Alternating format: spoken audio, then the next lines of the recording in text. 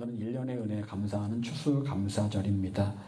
우리가 한 해를 돌아보면서 감사할 일이 무엇인지를 생각해보고 또 마음을 다해 하나님께 감사할 수 있기를 소망합니다.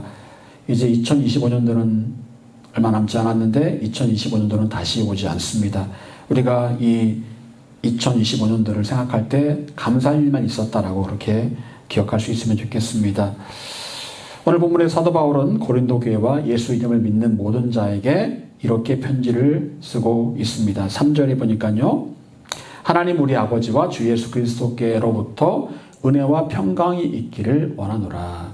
여러분, 바울이 고린도 교회와 우리에게 있기 원하는 두 가지가 무엇입니까? 은혜와 평강입니다. 은혜와 평강.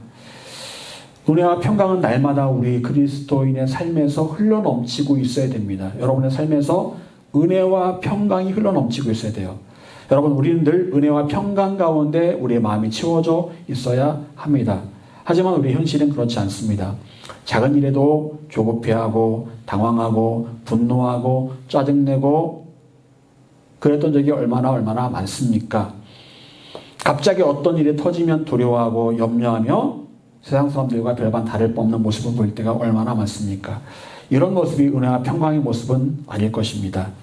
그렇다면 왜 우리는 예수 믿는 사람임에도 불구하고 은혜와 평강의 지배를 받지 못하는가?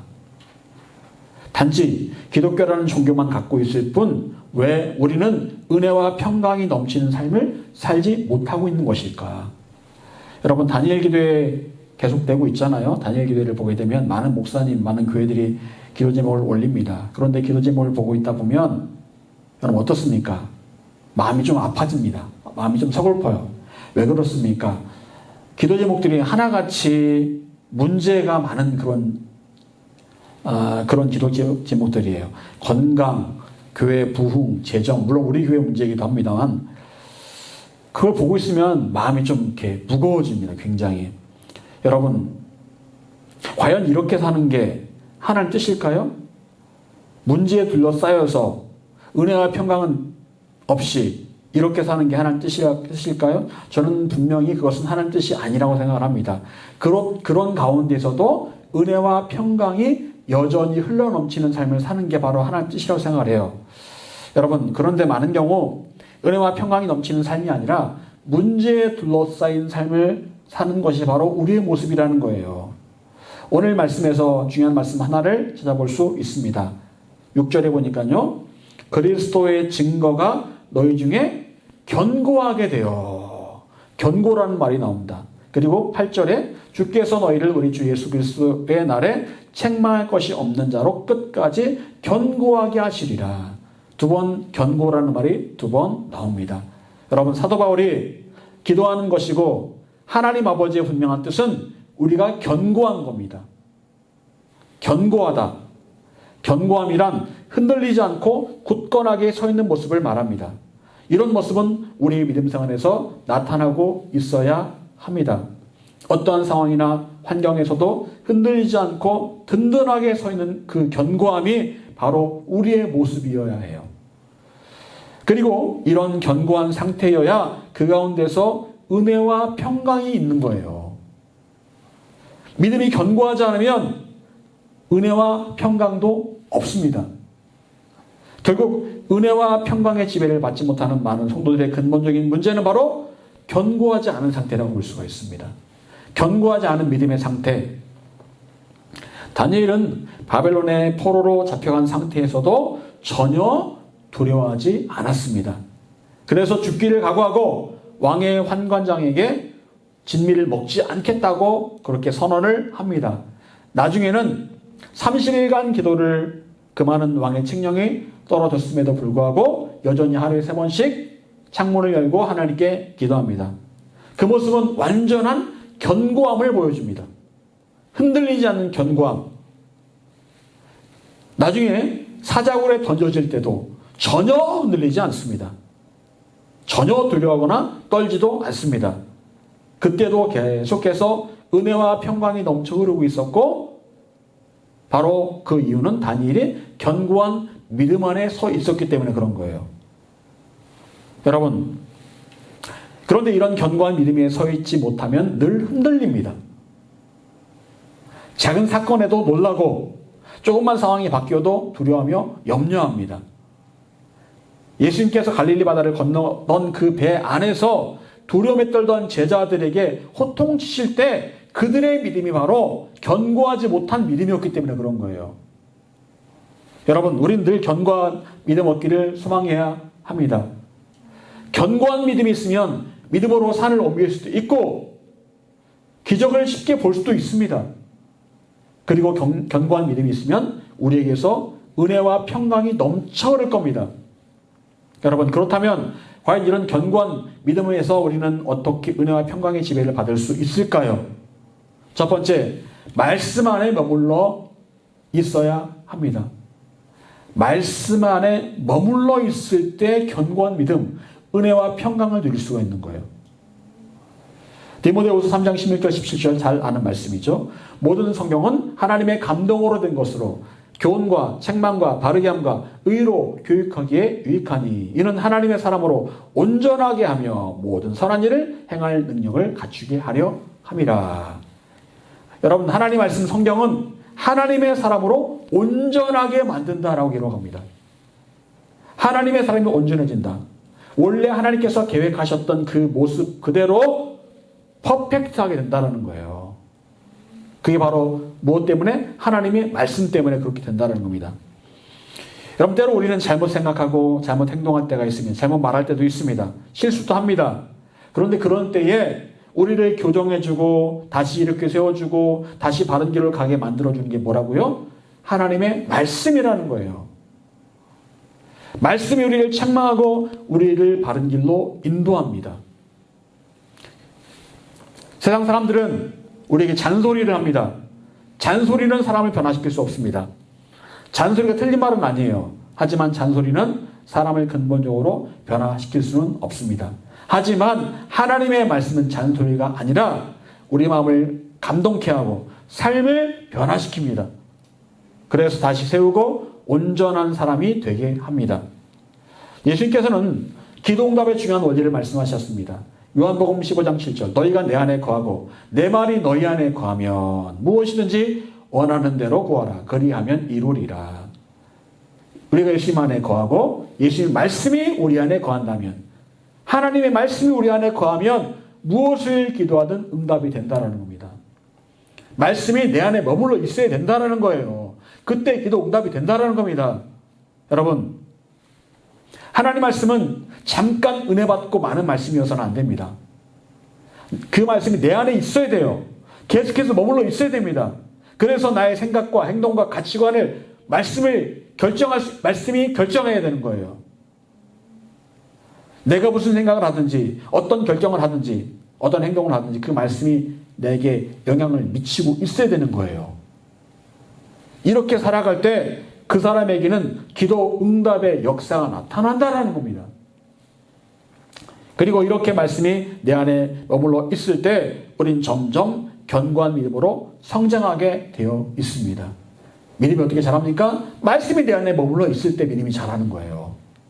그리고 그 말씀이 내 안에 계속해서 머물러 있을 때 하나님의 은혜와 평강이 내 마음을 지배한다는 겁니다.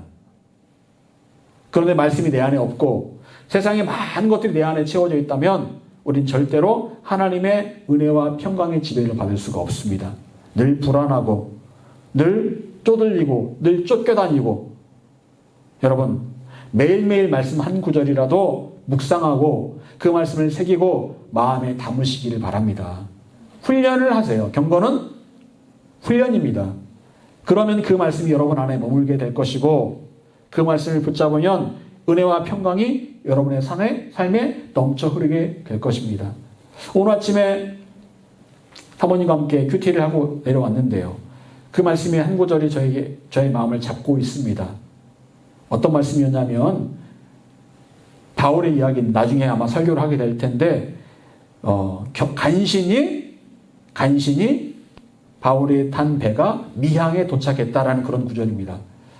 과정이 힘들었지만 하나님의 뜻이 결국 그 미항에 도착하는 것이었다라는 겁니다. 힘들었지만 도착했다라는 거예요. 아, 하나님께서는 결과로 말씀하시는구나. 지금 어렵지만 결과로 말씀하시는 하나님이시구나. 하나님의 끝까지 붙들고 있으면 결국 하나님께서 결과로 우리에게 보답해 주시는구나. 이 말씀을 제가 아침에 묵상을 하면서 은혜를 받고 내려왔습니다. 여러분, 말씀을 계속해서 한 구절이라도 묵상하십시오. 그리고 그 말씀이 쌓이면 여러분의 견고한 믿음이 여러분 안에 생기게 될 것입니다. 두 번째로, 기도로 하나님과 친밀해지는 겁니다. 여러분, 말씀 가운데 절대로 빼놓을 수 없는 게 무엇입니까? 바로 기도죠. 그냥 기도가 아니라 친밀한 기도입니다. 크리스천이라면 누구나 기도는 합니다. 하지만 일상적인 기도, 소원을 아뢰는 기도, 기복적인 기도, 복을 구하는 기도, 그런 기도만으로는 절대로 나의 삶을 바꿀 수가 없습니다. 그렇게 기도하면 삶에 은혜가 하나도 없어요. 평강이 없습니다. 그런데 많은 크리스천들이 그런 기도만을 하고 있다는 겁니다. 그런 일상적인 기도, 기복적인 기도, 소원만을 아뢰는 그런 기도. 여러분, 그런 기도만 하면 믿음이 자라질 않습니다. 모래 위에 지은 집처럼 금방 쓰러집니다. 히브리서 4장 16절은 이렇게 말씀합니다. 그러므로 우리는 긍휼하심을 받고 때를 따라 돕는 은혜를 얻기 위하여 은혜의 보좌 앞에 담대히 나아갈 것이니라. 여러분, 이 말씀을 잘 보십시오. 때를 따라 돕는 은혜를 얻으려면 어디로 나아가야 된다고요? 은혜의 보좌 앞에 나아가야 된다. 여러분, 우리에게는 때를 따라 하나님의 은혜가 필요합니다. 각각의 상황에 맞는 은혜가 필요하다는 거예요. 예를 들어 장거리 운전할 때는 피곤할 수 있습니다. 하나님, 지금 이 순간에 피곤치 않도록 제게 은혜를 주세요. 수험생이 시험을 치르기 전에 지혜를 구하는 순간이 필요합니다. 하나님, 저에게 지혜를 주세요. 사업하는 사람이 큰 계약권을 딸 때는 역시 지혜가 필요합니다. 각각 상황에 맞는, 때를 따라 맞는 은혜가 있다라는 거예요. 여러분, 그런 상황에 맞는 은혜가 필요한데, 그런 때를 따라 필요한 은혜를 하나님께서 여러분 가운데 매 순간 부어주길 원하십니다. 그런데 그런 때를 따라 주시는 그 은혜를 얻기 위해서 어디 앞으로? 하나님의 은혜의 보좌 앞으로 나아가야 된다는 겁니다. 그때마다 하나님 앞에 나아가서 기도해야 된다는 겁니다. 여러분, 하나님의 은혜의 보좌 앞에 나아가는 것은 바로 친밀하게 하나님 앞으로 나아가는 거예요. 친밀하게 나의 필요를 아시는 하나님 앞으로 달려나아가는 아들과 같이 그렇게 나아가는 겁니다. 아버지 하나님께서는 늘 우리의 상황에 맞는 은혜를 예비하고 계십니다. 지금 이 순간에 맞는 은혜를 예비하고 계세요. 그런데 그 은혜를 우리가 언제 주신다고요? 우리가 그분 앞에 나아가서 그분께 구하고 친밀하게 하나님의 얼굴을 구할 때 우리에게 그 은혜를 주시겠다라는 거예요. 여러분, 어려울 때마다 하나님의 은혜의 보좌 앞으로 나아가 그분의 얼굴을 구하며 여러분의 사정과 형편과 도우심을 아뢰시길 바랍니다. 그때 우리에게는 아버지 하나님과의 친밀한 기도가 필요합니다. 마음속의 모든 근심과 걱정까지도 내려놓고 하나님의 얼굴을 구하는 그런 친밀함.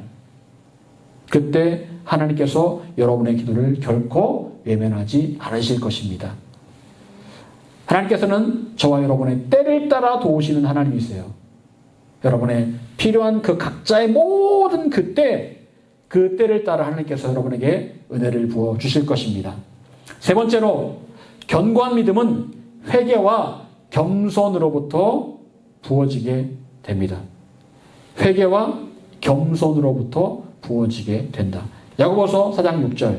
그러나 더욱 큰 은혜를 주시나니 그러므로 일렀을 때 하나님이 교만한 자를 물리치시고 겸손한 자에게 은혜를 주신다 하였느니라. 여러분, 누구에게 은혜를 주신다고요? 겸손한 자에게 은혜를 주신다. 여러분, 우리는 늘 교만과 겸손 사이에서 싸웁니다. 우리 마음에는 두 마음이 있습니다. 겸손의 마음과 교만의 마음. 나를 더 잘 보이고 싶어하는 마음, 남들보다 앞서고 싶어하는 마음, 때로는 그런 마음을 억누르고 겸손해지고 싶어하는 마음. 두 가지 마음이 있습니다. 그런 갈등 가운데 빠집니다. 일종의 영적인 전쟁이죠. 여러분, 하나님께서도 우리의 이런 사정을 잘 알고 계십니다. 이런 전쟁 가운데 있는 것을 알고 계세요. 그래도 우리가 해야 될 일은 이 전쟁 가운데서 끊임없이 겸손을 선택하는 겁니다. 여러분, 교만은 우리의 마음에서 불릴 듯 일어나는 죄된 대표적인 속성 가운데 하나예요. 여러분, 교만은 패망의 선봉이라고 했습니다. 즉, 교만은 우리의 혼의 영역, 마음의 영역에서 일어나는 일들이에요.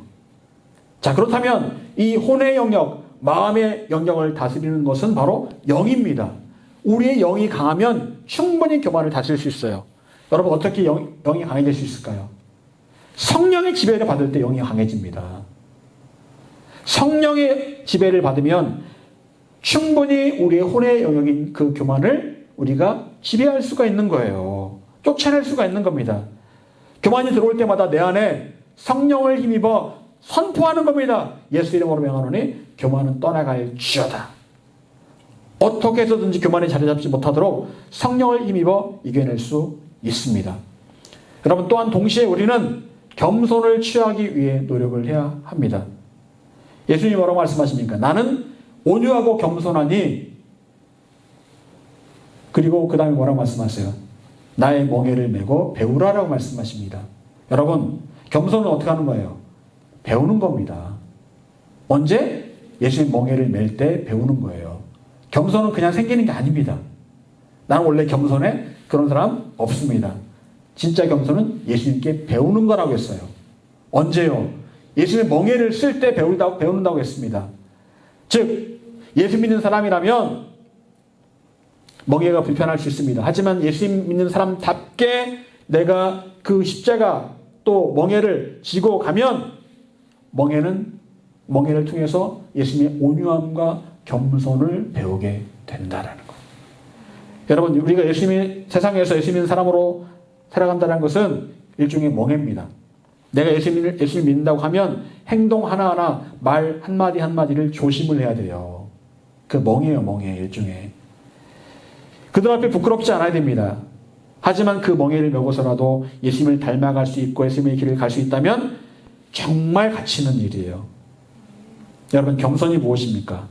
겸손이란 자신을 한없이 작은 자로 여기는 거예요. 자신을 섬기는 자로 여기는 겁니다. 자신을 예수님 앞에서 보잘것없는 무익한 사람으로 여기는 거예요. 이게 겸손입니다. 나를 한없이 작은 자로 여기는 것. 나는 작은 자야. 나는 작은 자야. 그리고 나는 섬기는 자야. 나는 예수님 앞에 한없이 무익한 종이야. 이게 바로 겸손한 사람이에요. 내 능력을 자랑하고 있다 한다면 그 반대라고 볼 수가 있겠죠. 제자들은 처음에는 서로 큰 자가 되겠다고 그렇게 말합니다. 내가 누가 크냐, 누가 높으냐. 하지만 성령 세례 받은 후에 그들은 서로를 섬기는 자가 되겠다고 이제 바뀌게 됩니다. 여러분, 겸손은 우리가 입어야 하고 배워야 될 그리스도인의 옷이고 우리가 메어야 할 예수님의 멍에를 통해서 우리에게 체득되는 거예요. 여러분, 또한 하나님께서는 회개하는 사람에게 은혜를 주십니다. 사도행전 3장 19절. 그러므로 너희가 회개하고 돌이켜 너희 죄 없이 함을 받으라. 이같이 하면 새롭게 되는 날이 주 앞으로부터 이를 것이요. 회개하면 어떻게 된다고요? 새롭게 되는 날이 온다라는 겁니다. 회개하면 새롭게 되는 날이 이르게 된다. 여러분, 하나님께 은혜를 주신 사람은 무조건 회개하는 사람이에요. 회개가 무엇입니까? 회개는 자신의 죄를 후회하는 것에서 나아가 방향을 하나님께로 돌리는 거예요. 인생의 방향, 행동의 방향, 말의 방향, 생각의 방향을 하나님께로 돌리는 게 바로 회개입니다. 그동안에는 그렇게 하지 않았어요. 늘 자기의 가치관, 나의 경험, 나의 이득이 삶의 기준이었다면 이제는 그 결정의 기준이 하나님이 되는 겁니다. 하나님께서 보시기에 합당하지 않다면 더 이상 그렇게 하지 않고, 그렇게 생각하지 않고, 그렇게 가치관을 두지 않는 겁니다. 그런 결정하지 않는 거예요. 회개에는 가장 중요한 것이 바로 회개에 합당한 열매를 맺는 겁니다. 열매는 무엇입니까? 눈에 보입니다. 삶이 응축된 겁니다. 정말 내가 회개했다면 삶에서 그 회개에 합당한 결과가 있어야 된다는 거, 결과가. 그게 바로 회개예요. 말로만의 회개가 아닙니다. 그건 그냥 후회일 뿐이죠. 가룟 유다도 후회는 했습니다. 예수님 판 거 후회했어요. 하지만 회개하지 않았습니다. 가룟 유다는 자신의 인생의 방향을 바꾸지는 않았습니다. 결국 방향이 바뀌지 않았기 때문에 후회만 하다가 결국 자살로 생을 마감하게 됩니다. 여러분, 회개했다면 여러분의 삶에 열매가 보여야 됩니다. 열매가. 회개는 결과가 분명히 보일 때 진짜 회개예요. 그리고 이렇게 회개에 합당한 열매를 맺는 사람에게는 하나님께서 반드시 은혜를 부어주십니다. 그리고 은혜가 임하면 평강이 임하고 반석 위에서 흔들리지 않는 믿음을 얻을 수가 있어요. 마지막으로 하나님의 은혜는 감사하는 사람에게 임합니다. 데살로니가전서 5장 18절 범사에 감사하라. 이것이 그리스도 예수 안에서 너희를 향하신 하나님의 뜻이니라. 여러분, 범사 모든 일에 감사할 수 있습니까? 어려운 일입니다. 억지로 하려고 하면 안 돼요. 감사가 안 됩니다. 그래도 우리는 훈련해야 됩니다. 감사하기 위해 노력을 해야 돼요. 그리고 하나님께 범사에 감사하게 해달라고 기도해야 됩니다. 여러분, 그런데 감사하기 어려운 상황 가운데서 감사하는 게 진짜 감사예요. 다니엘은 왕의 칙령이 찍힌 상태에서 자신의 집에 가서 창문을 열고 하루에 3번씩 하나님께 감사합니다. 감사합니다. 여러분, 그 상황에서 감사가 나올 상황이 아니죠. 여러분, 다니엘의 기도는 나를 위기 가운데 건져달라는 그런 기도가 아니었어요. 그냥 감사했습니다. 다니엘은 진심으로 감사했습니다. 마음 다해 감사했어요. 여러분, 그것은 조건과 상황에 따른 감사가 아니라 하나님 한 분만을 바라보는 하나님으로 인한 감사였어요. 하나님은 여전히 늘 같은 하나님이시고 여전히 지금 나와 함께 하신 하나님이시고 그 어떤 상황에서도 나에게 가장 좋은 것을 주시는 하나님이심을 알고 있었기 때문에 하나님만 바라보며 감사했던 겁니다. 얼마나 위대한 감사입니까? 여러분, 하나님께서 우리에게 원하시는 감사는 바로 이런 감사예요. 하나님으로 인한 감사, 환경과 상관없는 감사. 이런 감사는 그 어디에서든지 그 어떤 상황에서든지 가능합니다. 그런데 이스라엘 백성들이 광야에서 감사하지 못한 이유는 무엇입니까? 내 손에 없는 것을 생각하면서 감사가 안 나온 거예요. 이게 없고 저게 없고 저게 없고 이게 없고. 지금 하나님께서 자신과 함께 하심에 감사하고 지켜주심에 감사하는 것이 아니었다라는 거예요. 그래서 감사가 안 나왔습니다. 사랑하는 여러분, 하나님께서는 하나님만 바라보며 감사하는 사람에게 은혜를 주십니다.